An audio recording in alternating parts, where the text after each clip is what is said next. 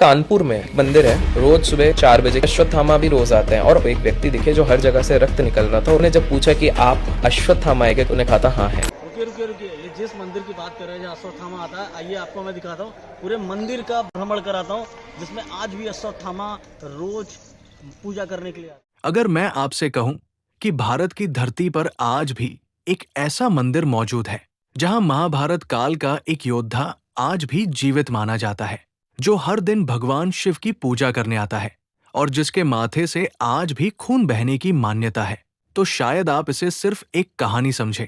लेकिन खेरश्वर महादेव मंदिर से जुड़ी ये कथा सिर्फ कहानी नहीं, बल्कि आस्था, इतिहास और भय का ऐसा संगम है जिसने हजारों लोगों को सोचने पर मजबूर कर दिया है।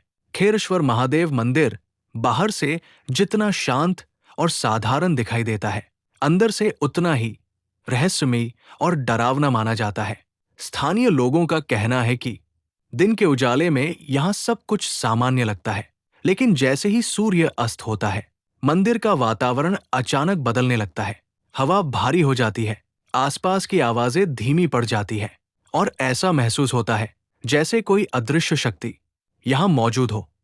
कई ग्रामीणों ने दावा किया है कि रात के समय मंदिर के आसपास कदमों की आहट सुनाई देती है, मानो कोई घायल व्यक्ति धीरे धीरे चल रहा हो। कुछ लोगों ने यह भी बताया है कि उन्होंने एक ऐसे योद्धा को देखा जिसका माथा कपड़े से ढका हुआ था, जिसके चेहरे पर असहनीय पीड़ा थी और जो सीधे शिवलिंग के सामने घंटों तक बैठा रहा। इस रहस्य की जड़ें महाभारत काल से जुड़ी है। अश्वत्थामा महान गुरु द्रोणाचार्य का पुत्र, महाभारत युद्ध का एक अत्यंत शक्तिशाली योद्धा था। लेकिन युद्ध समाप्त होने के बाद क्रोध और प्रतिशोध ने उसे अंधा कर दिया। उसने पांडवों के निर्दोष पुत्रों की निर्मम हत्या कर दी, जो ऐसा अपराध था जिसे स्वयं भगवान भी माफ नहीं कर सके। जब ये अपराध भगवान श्री कृष्ण के सामने आया, तो उन्होंने अश्वत्थामा को भयानक श्राप दिया।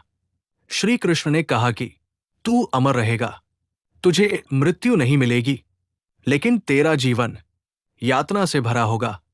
तेरे माथे से मणि छीन ली जाएगी और उस घाव से, तेरे शरीर से सदैव रक्त बहता रहेगा।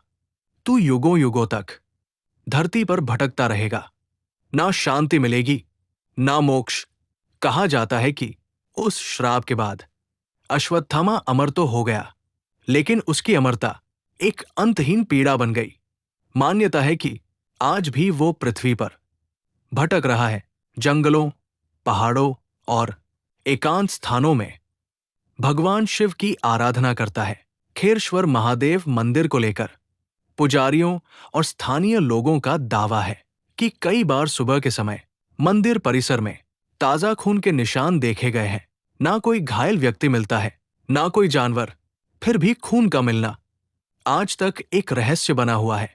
लोगों का विश्वास है कि ये वही रक्त है जो अश्वत्थामा के माथे से आज भी बहता है। इस मंदिर की रहस्यमय छवि तब और मजबूत हो गई जब देश की जानी मानी न्यूज रिपोर्टर अंजना ओम कश्यप खुद यहां रात भर रुकी। उनकी रिपोर्ट के बाद पूरे देश में इस मंदिर को लेकर चर्चा शुरू हो गई। उन्होंने भी स्वीकार किया कि यह स्थान सामान्य नहीं है और यहां एक अलग ही ऊर्जा महसूस होती है। कहा जाता है कि जो व्यक्ति सच्चे मन से खेरश्वर महादेव के दर्शन करता है, उसकी मनोकामनाएं पूरी होती है।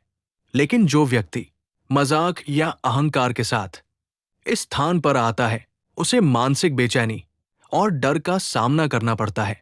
इसी कारण ये मंदिर श्रद्धा और भय दोनों का प्रतीक माना जाता है। कुछ लोगों का ये भी दावा है कि उन्होंने मंदिर के भीतर रात के समय जलता हुआ दीपक देखा है, जबकि उस समय मंदिर पूरी तरह बंद रहता है।